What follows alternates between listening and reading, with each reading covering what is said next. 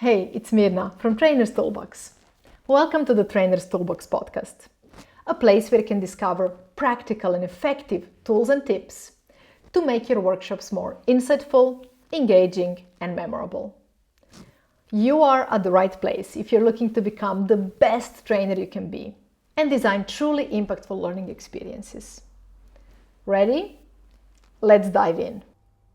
Closing is one of the most important parts of every workshop. Why? For three reasons. First of all, it is a place where experience of the workshop actually turns into an insight. Well, sometimes that happens partially in debriefing moments and reflection moments, but ultimately it all's tying together in closing. That's where all the little insights and experiences that happen throughout the workshops truly process, integrate, hopefully, and really converge and clarify into this big conclusion, into an insight.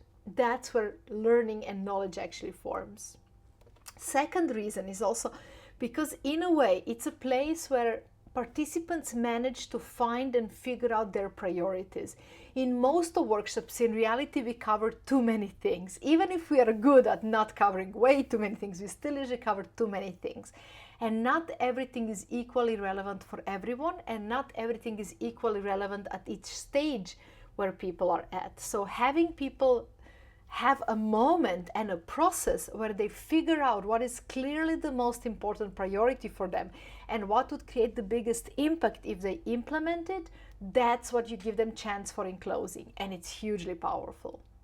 And then the third thing is also closing is where we ensure that the learning transfers towards the future, where we build the clarity of insight and also motivation and clarity of next steps and actions. What will they implement? How will they implement? We ensure that transfer actually happens. It's not the only place that matters for it, but it's maybe the most important place for it to happen. So converging and integrating, prioritizing what was actually most relevant for them, and in a way transferring that to the future. That is what happens in the closing. But for closing to be successful, there are a few things you need to nail and really do right. I'm unwrapping them a little bit throughout this episode, but I do want to say one of the most important things is to protect the time for closing. It doesn't have to be huge abundance of time, but it needs to be enough time for these three things, this processing, prioritization, opening towards the future, to actually happen. Hence, time management is your best friend when it comes down to closing as well. A bit more on that in the very end. Now, here are the three things that you want to achieve in closing. You want to make it, in a way, more memorable. You will ask, what really stands out for you in this workshop? What really stands out? What is the purpose of that workshop? In a way, you want to really connect and pound in this main learning and make it more sticky here one more time. So you want to make it memorable. You also want to make it so memorable. Also, in a way, means that you actually want to do cognitive closing here. You want to wrap it up cognitively. You want to have time for mental part to unwrap fully and to finish that processing in a way. Well, they'll often process many things after the workshop as well, but you want to have sense of mental cognitive closure here. Then you also want to have sense of emotional closure here as well. So in some way, you want to have sense of like we are leaving this space and it is, this process feels finished. I feel like, I'm happy to go, even though I enjoyed the workshop. And then you also want to create social closing. And social closing means you want to close the process of the group. You want to make them feel that they're saying bye and that the process of the group is closed. They're no longer a group for this specific workshop. And in some way, they had the chance to say goodbye. Of course, social closing quite depends also on what kind of group they were. But overall, you want to keep these three in mind. Too often, we only focus on cognitive closure. And even with that one, too often, we go a little bit too fast. So we really want to think, which of these do we want to strengthen? And you really want to think, how can I do all three? And very often you can do all three at the same time through the same activities. I won't go here a lot into specific activities for closing. If you would want video on that as well, let me know, or podcast. Let me know via LinkedIn or by replying to any of the newsletters on Trainer's Toolbox. But here I'm more talking about the logic and principles behind closing and how to implement it well, and how to not mess it up basically as well. Now, in closing, one of the most important things we want to know is have a clear goal for our closing. We want to know, what am I actually trying to achieve within this closing, except giving them a sense of mental, emotional, and social closure of the process. What else am I looking to achieve? And I'm outlining some here. You don't have to have all of these as goals, and it could be something totally different for you and your workshop. But maybe in my closing, my goal is to motivate them to actually implement this topic, or maybe to motivate them to explore it further. Maybe I want them to, in closing, to have a chance to build a clear plan. Maybe I'm working on clarity of the next steps on the action plan. Maybe I just want to inspire them to make sure that they actually step into the action and implement more after the workshop, or maybe build some accountability for that, or maybe build some system for that. Or maybe I just want to raise curiosity about that topic, that this workshop was only a little introduction, and then want to dive in way deeper and explore it further. Each of these would be very legit reason or goal for closing. I could have many more different goals or combination of these, but I want to have clarity. What is my closing really about? How do I want them to feel during the closing and after the closing? What do I want them to step away with from the workshop? How will I build that in my closing? Now, one of the most interesting things that happens in closing, and that sometimes is a bit overlooked by trainers, is this paradox that in a way, in a closing, we are closing the process. We are closing the learning. We are closing this whole experience. We are closing this whole conversation, but we are also opening towards the future. Because if we just want to do closing in a way that everything feels closed, then what's up with learning transfer and implementation and things that people actually do after the workshop with the knowledge they got? We don't want to let that slide, right? So we really want to also open it towards the future, and we really want to, in some way, ensure that that these two are connected, that the closure means clarity of insight and motivation, but that also opening towards the future means that this closure is also a new beginning of a new phase of more implementation or further learning. That means there is always that tension in closing that exists. Tension of closing the process and tension of opening towards the future. And ideally, I want to nail it. Ideally, I want to have a bit of both. And this can be a bit challenging in closing, and it can be different, depends what my process is. For example, if I have a course with multiple modules, I will have a bit of closing at the end of every module. And in that one, I will want to open it towards specific next module, right? I'll maybe launch some first ideas or tools or curiosity towards that next topic maybe. Or maybe I want to open it towards some homework or exercise that they should be doing in the week until the next module. So what am I closing for? What am I opening towards? It depends. And also then at the end of the whole course and of the whole module, what do I want to do then? Then I want to close in a bit bigger way. I'll take a little bit more time. I want to close the whole process of the whole course and all of the modules, and not just the process of one single learning and a lesson. How will that be different? That is something we want to play with consciously and intentionally. Now, one of the biggest dilemmas with closing is, how long should my closing actually last? And what specific steps should I make within the closing? And there is, of course, no universal answer to that. The answer is it depends, as always, but there are some rules of thumb maybe. In general, if I had a workshop of maybe 2 hours, 3 hours, probably my closing will be around 20 minutes up to 30 minutes. Maybe for 4 hours, it will be like 30 minutes. Maybe for 2 days process or 2 days training, such as advanced facilitation training, maybe will take like an hour, hour and a half for closing of the whole 2 days. It really depends. It does depend on the time of my workshop, the duration of my workshop, but much more it depends on my process and how did I act and build different stages and steps within that process. Because how long my closing needs to be and where do I need to bring them depends on where were they at the beginning of my closing, right? How confused or were they, or how much did they integrate already? How much did they have time to reflect and make sense out of things? Or are they only starting to reflect and make sense out of things now? Very different starting position for closing. And it will also depend on my end position. Do I want to leave them very clear, very sharp, very action oriented, or more puzzled, open with a sense of wonder? So this point A of my closing and point B of my closing defines what I need to build within that closing, and that also defines the duration that I need to give it. Now that directly translates into how many steps do I need within my closing. It really depends on how my process was. It really depends on where they were at the beginning of the closing. And I'll give you an example. Hopefully, you know already. If not, then you definitely have to come or to train the trainer or advanced facilitation training, but hopefully you know this already, that all the facilitation processes are a game between different steps of diverging and converging. Different steps of opening, generating more possibilities, more choices, more information, more ideas, like filling up space with ideas and ideas and choices and things and concepts and so on. And then, or information that we are exchanging depending on what the process is. And then there will be periods and phases on convergence, when we actually make some choices and make decisions and simplify and bring in more order and narrow down more and focus more and structure more.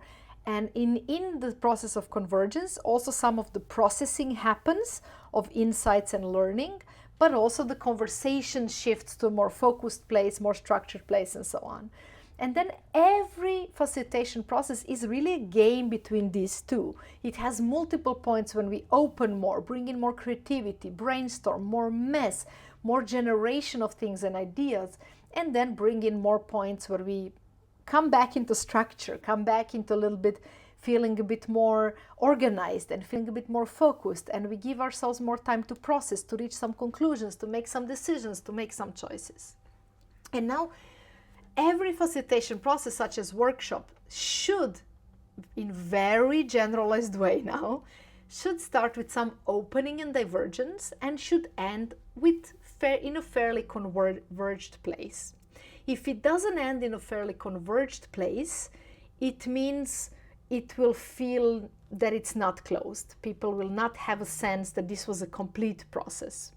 That doesn't mean it has to end up very narrow. Remember, every closing is also an opening, and we can leave them more puzzled or more clear and so on. So it really depends on our goal and intention, but overall, we will try to guide them to some place where they're a bit more on that side of converging.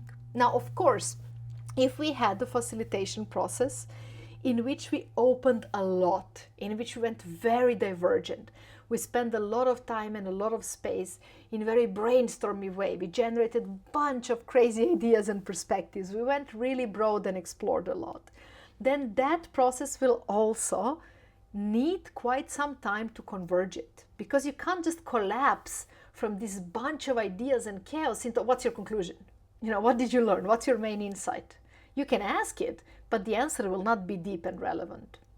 So you will need several steps of bringing that chaos and breadth into some structure and towards convergence, meaning your process of second part of the workshop or closing or whatever it is will need to have several gradual steps. On the other hand, if you kept process more structured, if you had maybe an overlying framework and you stick with it, you didn't go too wild, you didn't go too brainstorm, you didn't go too broad. Or maybe you did go, but you had several points of convergence on the way, where you brought people back to structure, back to agenda maybe, back to ultimate questions, back to the goal, and you kept converging throughout the process. In that case, when you come to closing, they won't be so dispersed, and they will need less time and less steps to actually converge. So it is really important, what is your starting point and what was your process? That will define, and what is your goal for the closing. So starting point for the closing, process that happened then throughout your workshop, and the ending point for your closing. They will define the duration and the steps, specific steps in your closing. But the important thing to keep in mind is that you want to have some fairly gradual steps. You want to have steps. You don't want to collapse the workshop by, we talked about many things, and now what's your conclusion? What are you taking away? You don't want to push there very sudden if you don't give them time to process and actually arrive there. Now, how do these steps look like? How many are they? How long are they? How comprehensive are they? And what exactly are you doing in them? That is really, really dependent on what your workshop looks like and what are the goals and what you want to achieve. So I do not want to generalize there or even give some recipe and tips what you should do every time. Instead, I'll work out a little bit through this example of how it might look like. Let's say I had a 1-day workshop or half a day workshop. And we went through maybe three or four different models within that workshop, 3 or 4 different conversations and subtopics. And in each we covered maybe a couple of tips and tools and had some discussions. Here is what I might do in closing as separate steps and try to follow in terms of what happens to people and to their convergence and mental and emotional convergence with each of these steps. Maybe in the first, let's say I'll have 4 steps. Maybe in the first step, I will give them a bit of a summary of what we covered. I can do it myself, refer to flip charts that are still on the wall. That would be the easiest, most effective way. Or maybe tell them a bit, hey, we had these 4 parts and we covered this and that. Show some visuals, remind them. That's a quick way of doing it. But it's also less active and less brain-based if I do it. But if I do it like that, I didn't spend a lot of time, I didn't waste a lot of energy, and then they have a lot of time to reflect. Or maybe I chose to make that same summary, but in a more active way. I asked some of them in some, we had some activity where they had to summarize everything, maybe in small groups, maybe all together, maybe each person had to summarize one learning block, whatever. In some way, I made them recall it actively. This is really good for their processing, and it's really good to reconnect with the content really deeply and recognize what stayed with them most and what should I still remind them of. But at the same time, it costs some more time and energy, which means I'll have to sacrifice something else from my closing. But let's say in some way I provided a summary. What was the role of that first of 4 steps that was summary? The role was to provide the big picture, to zoom out and show how everything we touched works together. What were the overview of all the topics in kind of one, sheet of paper, in one overview.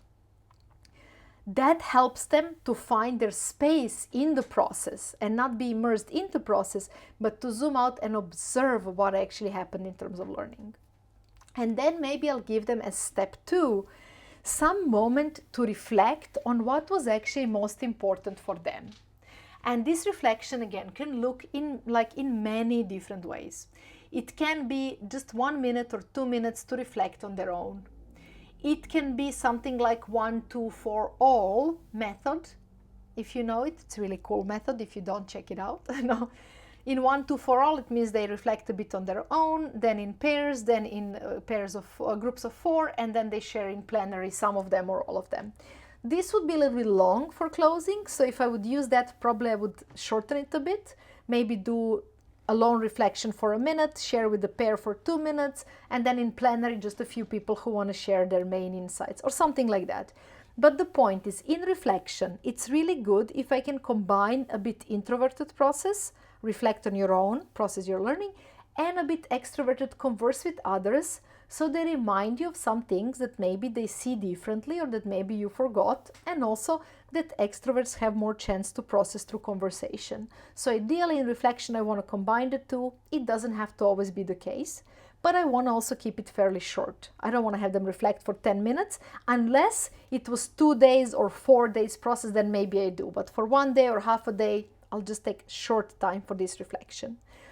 What is the outcome of this reflection? Usually it will be some converging one, like what is the most important for you, priority for you, which of these things was most interesting insight for you, most exciting one, which one would you like to implement, maybe something down that line. Questions can be very different, but it will be like this, couple of questions that will help them make sense from this very broad content into more specific main jewels that they found in that process.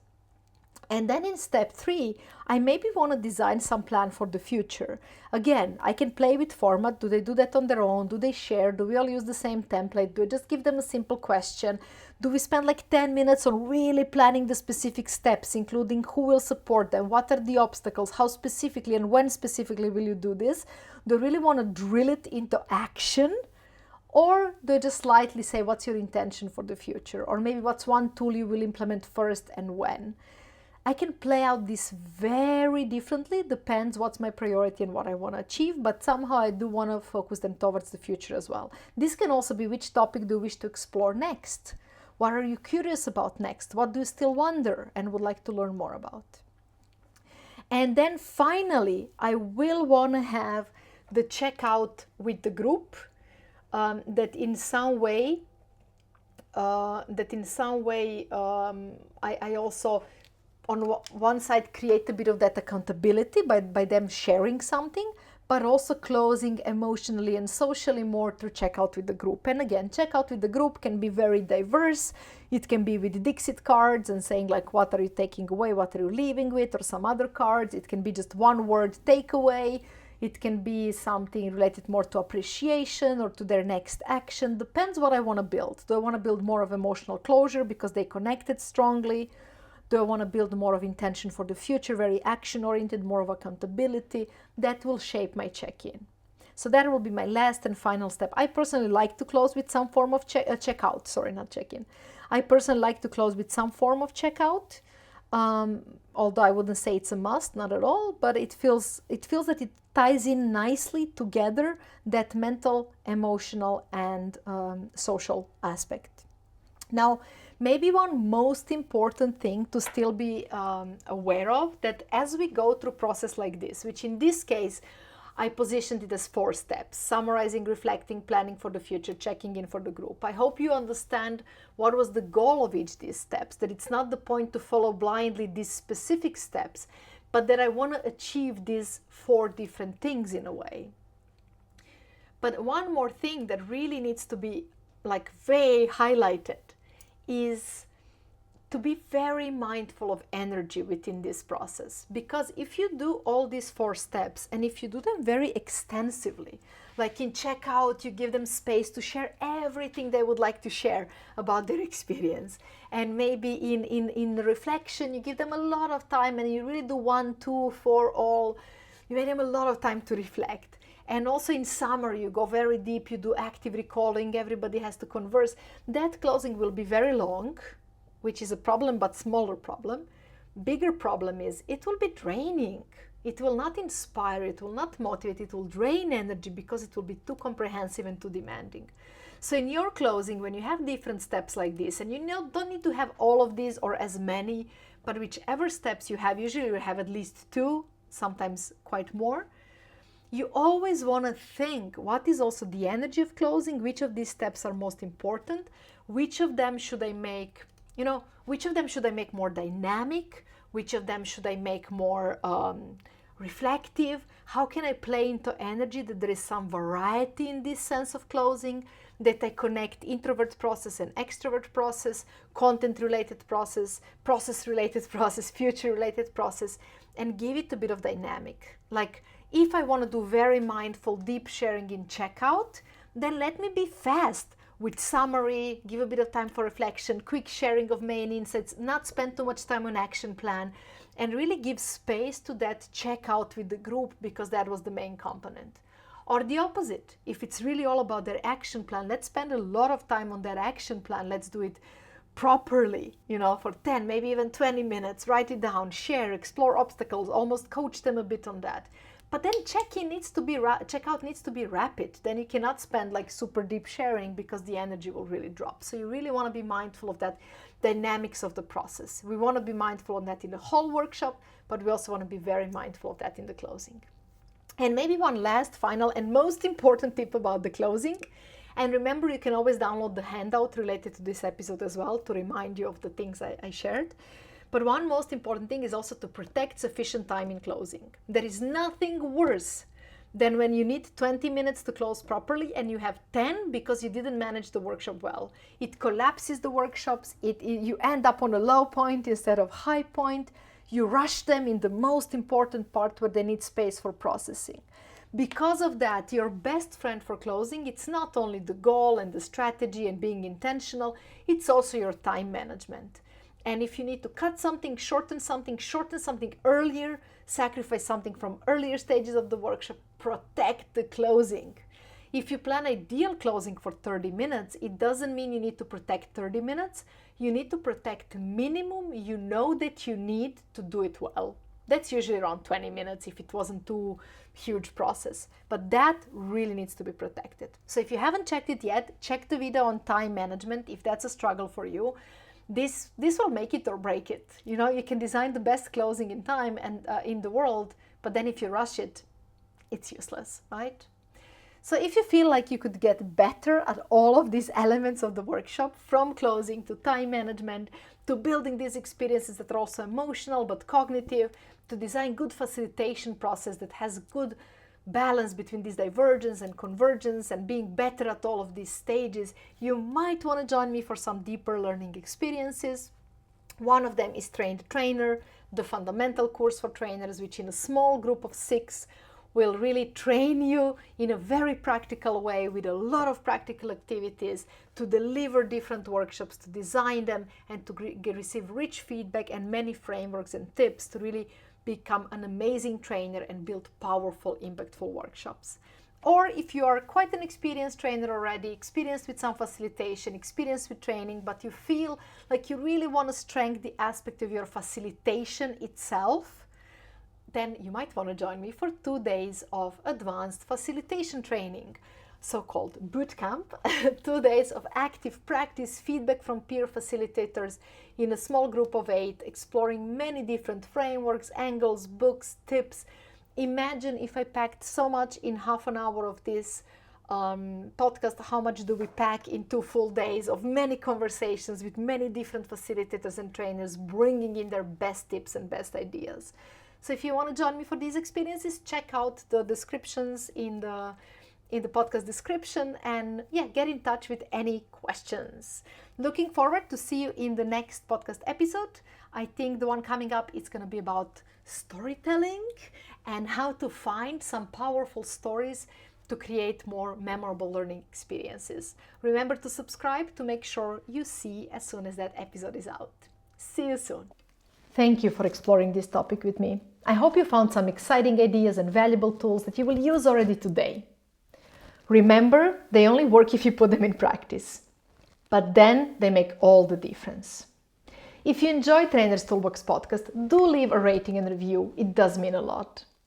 And if you haven't done it yet, click on the links in the episode descriptions and discover free materials and valuable resources to dive in deeper.